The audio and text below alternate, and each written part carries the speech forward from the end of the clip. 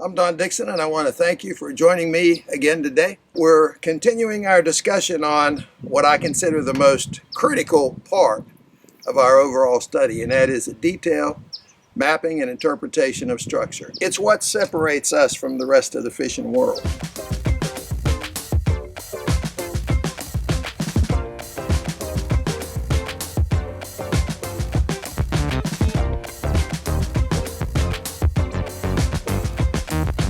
So let me give you an example of what I might hear back at the dock after a day of fishing.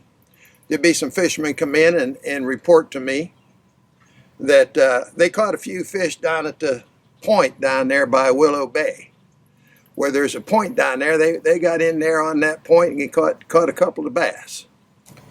But on the other hand, we could hear that same day from an educated structure fisherman by saying something like this: well, you know, down there at Willow Point, there's a nice three-sided bar that goes out there. It's got a couple of nice break lines on it. We caught a few fish on the shallower break line as we were pattern trolling.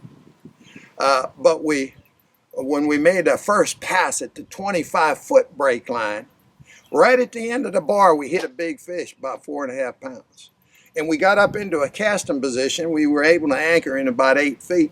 And we fan cast that point down there, throwing into the deep water, bringing our lure up over that contact point at 25 feet, and we limited out in about 20 minutes. You hear the difference? Somebody was fishing a point, but our guy was pinpointing his fishing. He knew the exact spot. He ended up with a limit of fish and could explain it to us in terms that we understand.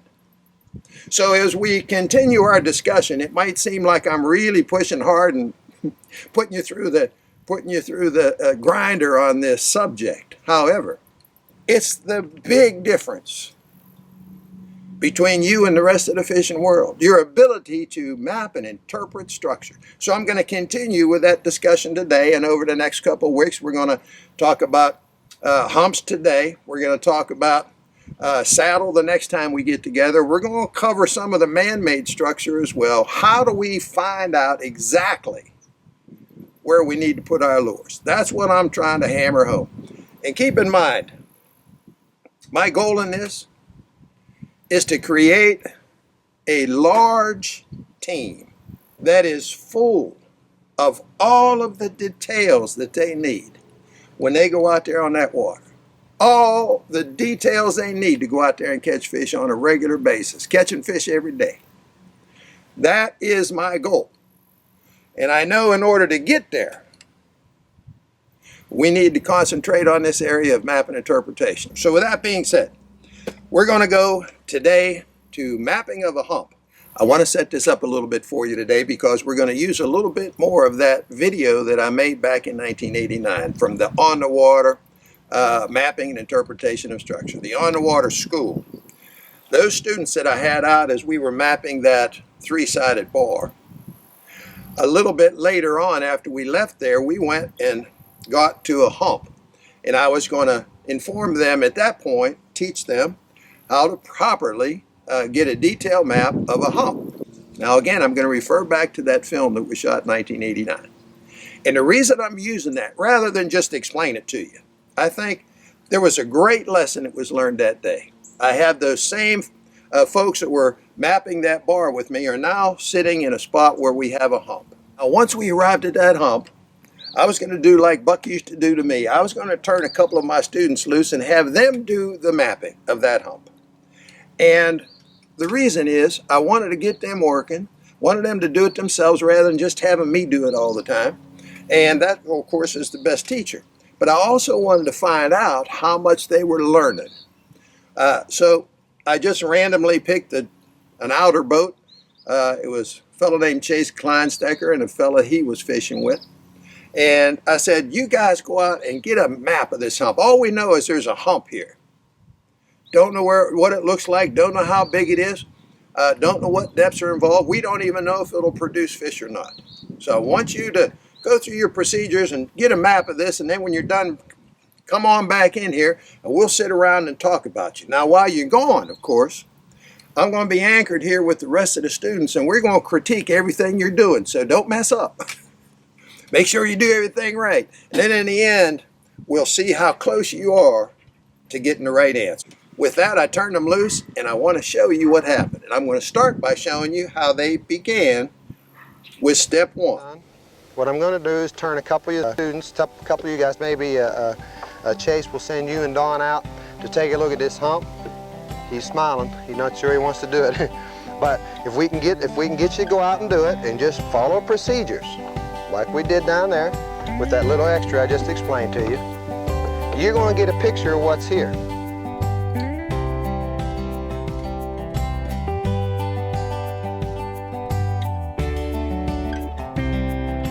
Well, once they made those 2 passes, then they kept on going to the next step.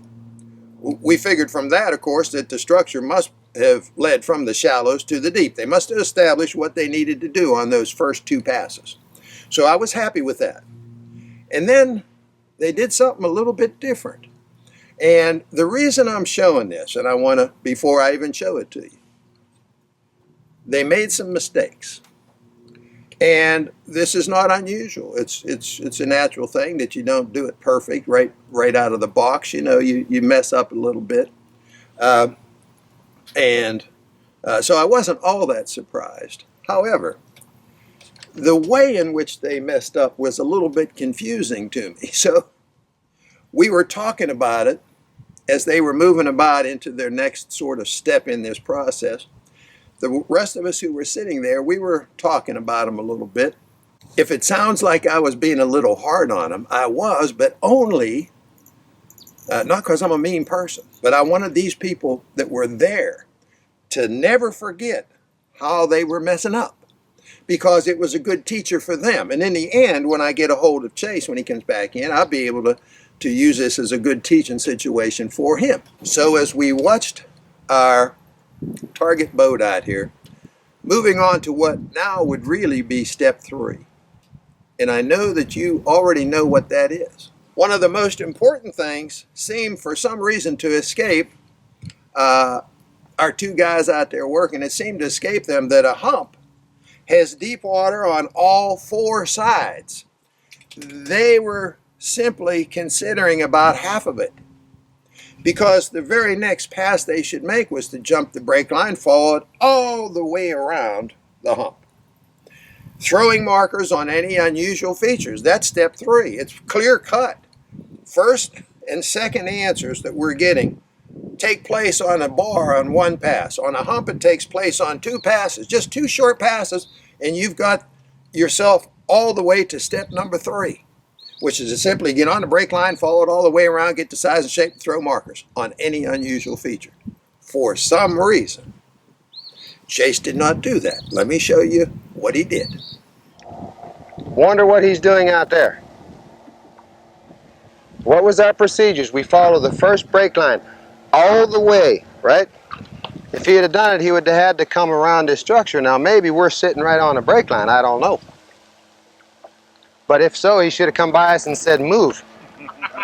Right? But he got off procedures right there now, and he went a long distance that way. I bet you he was wasting time. Looked to me like he's wasting time. And I don't know why he did it. He didn't completely circle the structure, which in the case of a hump, he had to. You first have to follow the primary brake line now around that structure. Identify all the features. For all I know, there's a feature right here that turns and goes way out there, and there's a contact point. Now he's back up on top of the hump. Wonder why? Here again, we're not following procedures. First, let's go back. Let's us talk about it. Does it lead all the way? He should have found out 2 passes. I guess he did, otherwise he wouldn't be continuing. It does lead all the way. As he's going off, he should have found out where is it braking. See, right now he's hunting for additional brake lines. He should have had that on 1 pass or 2 passes maximum. But he's hunting for 1 now. And he never completed the first brake line. He never followed it all the way around the structure. And remember, we said the brake line is what forms the structure. Not just on 1 side. All he did was work 1 side. And then he went way over there towards that shoreline. Now he's going way out there in the boondocks. And I don't know why. Now, if you're watching with me, he came up and it looked like he was going to hit a brake line, start to follow it, but then he turned off and started heading off the structure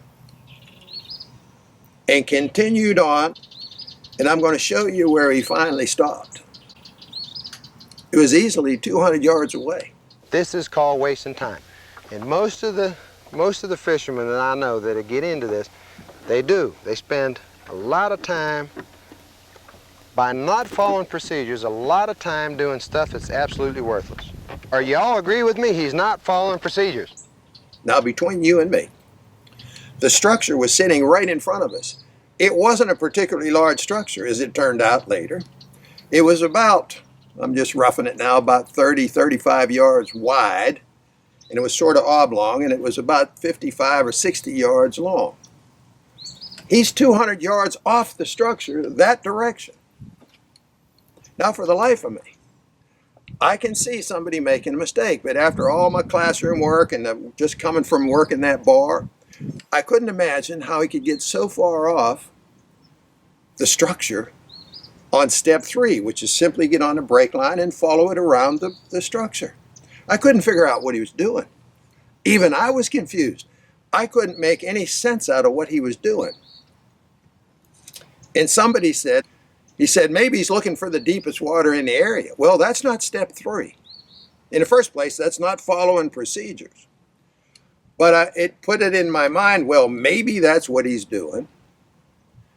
But I want to remind you, as I reminded him later, because he did confess, he was looking for deeper water than there was right off the structure. Now, surrounding that structure, there's 35 feet of water, and our definition of deep water is anything deeper than 10 feet. So it led all the way, but he wanted to find deeper water than 35 feet. Well, that's nowhere in our playbook. That's nowhere in step 1, 2, or 3. It's not in there. You're not supposed to be looking for the deepest water at that point. We're only interested in the deepest water in the area when it comes to our features on the structure, which he has not established. And he's so far away from this structure. I want you to think about this. And again, this just comes into a general interpretation. If he finally got to a point out there, which he was close to it, to the actual Winnipeg River, which turned and headed up into Sand Lake, he would come upon 70 feet of water. Well, let's say he found that 70 feet. What in the world could that possibly have to do with this structure that's sitting right in front of us some 200 yards away? If that structure broke, which it did, into 35 feet of water and it stayed 35 feet of water for 200 yards, that's a 35-foot flat. Those fish in that river channel out there have no idea that this particular hump exists. They can't cross that flat. So even if he found what he was looking for, it would have absolutely no impact on this hump. It had nothing to do with that hump and never could. So we straightened that out later. But finally, he turned around. Let's go back to the film. And he came back up and he started looking, and it looked as though, as you can see right here, it looked as though he finally found a brake line. Now, when he made his first couple of passes, he threw a marker. And we had noticed while we were sitting there that marker had drifted probably, well, at least 50 yards from where he threw it. So as he came back up towards the structure, I jokingly said, well, he should notice by now that marker is floating. It's halfway to Menaki. He needs to stop and pick it up. And if he does, we'll give him like a half a point credit for at least recognizing that his marker is floating off and down the river, you know.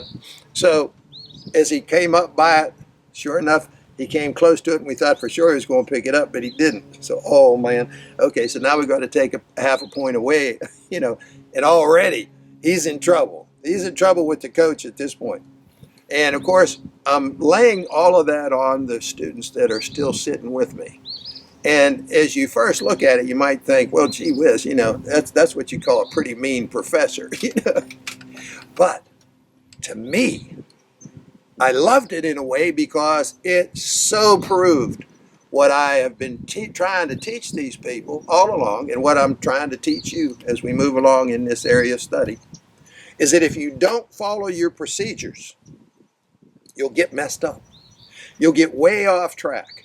You'll end up spending a half hour, 45 minutes, an hour doing all of the wrong things, and when you're done, you still won't have the answer that you could have had within 10 minutes. So to me, even though I was outwardly, sort of punching him, in the gut in front of all of his fellow students there, I was just really trying to make a point to them. Don't ever forget this. Don't ever forget this. If he would have followed procedures, this would have never happened. It would have never happened. He'd have been back in here in 10 minutes if he'd have just followed procedures. But instead, we're 45 minutes into him all the way over here. And then once he came back, and I'll show you right here, he took off going the other direction and almost all the way across the lake in this direction. Same thing. What he was searching for was deeper water. And if you remember, and I hope you do, I hope you have it written down somewhere, step 3, follow the break line primary, get the size and shape. Throw markers on any unusual features, and then take soundings off of those features. Which one is the longest, narrowest, sharpest, deepest break to the deepest water in the area? And there's the home of the fish. So, he goes way off there. When he finally comes in, I did give him the business pretty good. But I did it on purpose. Not because I'm a meanie, because I knew if I gave him the business, shook him up a little bit, he'd probably never forget this. And I have witness to the fact that he never forgot it, because Chase went on to become a really good fisherman. And obviously, Chase is a smart guy. He's a dentist. He's been through dental college and all of that stuff. And, he's a professional guy. He's a smart guy. He's not some river rat clown that couldn't understand anything. He just got off procedures. And I'm sure he's never forgotten that. I haven't either. That's why I wanted to show it to you, because it's a great lesson on what I'm trying to preach. If you follow the procedures in mapping, whether it's a hump, a bar, no matter what it is, a saddle, which we're going to do next week, you're going to get the answer as to where, and this is the most important thing. I don't want to be able to draw a beautiful map and say, look how creative and great I am. I know more about what's down there than the contour map. I know more about what's down there than navionics. That's not what I want. I want to know, where exactly do I need to put my lure in order to catch fish? And I pointed out to you before, this map won't give it to you. Navionics won't give it to you. Only our detailed map will give us the final answer. So at that point, after we got done kidding Chase a little bit, we really didn't have the answers that we needed on this structure. So I said, listen, I hadn't been here. I had never done a detailed map of this little hump. So I said, I'm going to go out and follow the procedures. I want you to critique me. I'm going to take Ronnie was riding with me. One of my students was riding with me. I said, we're going to take him. We're going to follow our procedures, and we're going to get a map of this hump. And at the time, I thought it was important that they would see how long it would actually take if you followed the procedures and did it right. Now, I went slow enough, a little slower than I normally would, because I had a rider with me, a student, and I wanted to explain everything I was doing as I went and what we were seeing on the meter and so on and so forth. So we take off, and I didn't take any shortcuts. I started with step 1, up over the hump. What's the shallowest we see? Marker. 90 degrees, another shot, what's the shallowest? And when we did that, we found 4 feet. He had only found 7. So we actually did establish the shallowest spot. And that's always important too when it comes to casting the top of the hump and having a good reference as you're looking at what your detailed map is going to give you. You always have a reference with a marker on the shallowest crown of that hump. I always like to have that crown marked, the shallowest spot. So we went and did our 2 passes to get that answer. And we also noticed as we went off, there was a little break line at 15 feet, but the real primary break line was occurring at 20 feet. And on both of those passes, as I come up one side, down the other, and then as I came at my 90 degree and coming off, it broke like a bandit at 20 feet.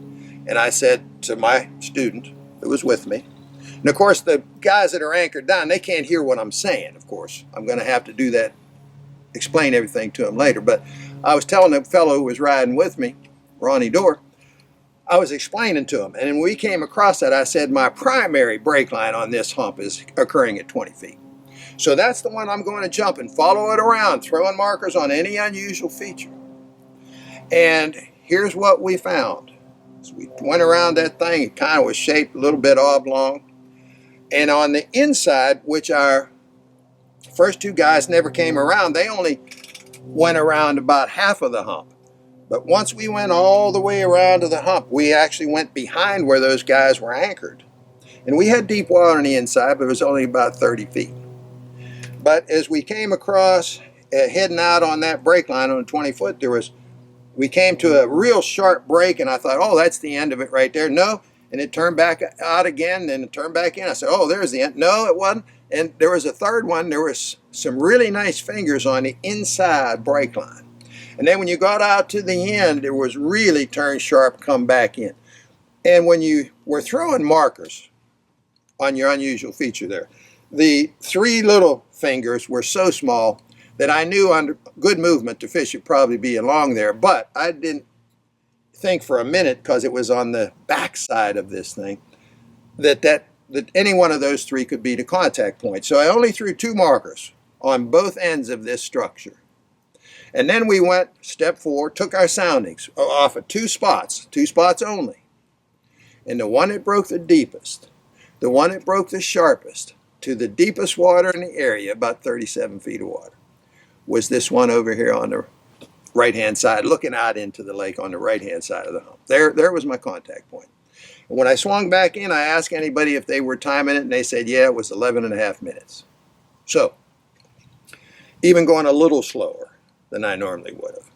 The structure was pretty easy. I mean, it was easy to map as long as you followed the procedures. It was simple. And it was a simple interpretation once you were done with your map. There's only one spot it could be. There was only 30 feet of water back here, but there was 37 feet out here. There's my fish. There's my spot right there. So it was an easy map job. It was an easy interpretation. Now I know how to fish it. But it was such a great example of, by following the procedures, even with a minimum of experience, within 10 minutes, 15 minutes tops, you've got the map and the interpretation of how to fish it. But if you go off just one little bit off of those procedures, you'll end up out there 200 yards, at least 200 yards, completely removed from this structure. You'll be way off. And by the way, when he came back up onto the structure, I saw him talking to his buddy, and they were swinging around, making a few loops and doing different things. I don't know what they were doing, but they were talking, and you could just tell they were trying to figure out what in the heck was there. And all they had to do was step 1, step 2, step 3, follow it around, throw your markers, 2 features, take your soundings, there's your answer. By all the mistakes that were made on a simple little structure that should have been done, like I said, in 10 minutes, you end up, after an hour, not even having the answer after an hour, because you didn't follow the procedures. So I don't want you to try to recreate, gravity. Don't recreate 2 + 2. Don't try to figure out some new thing. Buck was way smarter than all of us put together. And he said, does it lead all the way? What's the size and the shape? Where's the deepest break to the deepest water? There's my fish. Told you, finger in the water. Buck had it all figured out. I just tried to put it in a step 1, 2, 3, 4. Here's how we get to that point. And if you follow it, you'll always be right. Always. So I hope Chase, because he's been in touch with me, I hope he doesn't get mad that I've used this again on him after all these years. But it was such a great teaching moment. I wanted to recreate it, bring it back, because of the effect that it had on the people who were sitting there, his friends. and the effect that it had on him and the effect it had on me. I knew that if everybody saw that, it would be maybe the best way I could ever teach somebody the importance of following the mechanical process. You can't interpret something that you don't have yet. You've got to get that map. How do we get it? First, does it lead all the way? Where did it break? Get on the primary, follow it around. Where are my features? Throw your markers, take your soundings, and you're done. Not that hard. So another great lesson, I hope, and I hope Chase isn't mad at me. So be sure to follow us on Instagram, like us on Facebook, and subscribe to our YouTube channel. Don't miss any of our discussion on mapping and interpretation. And we'll see you the next time.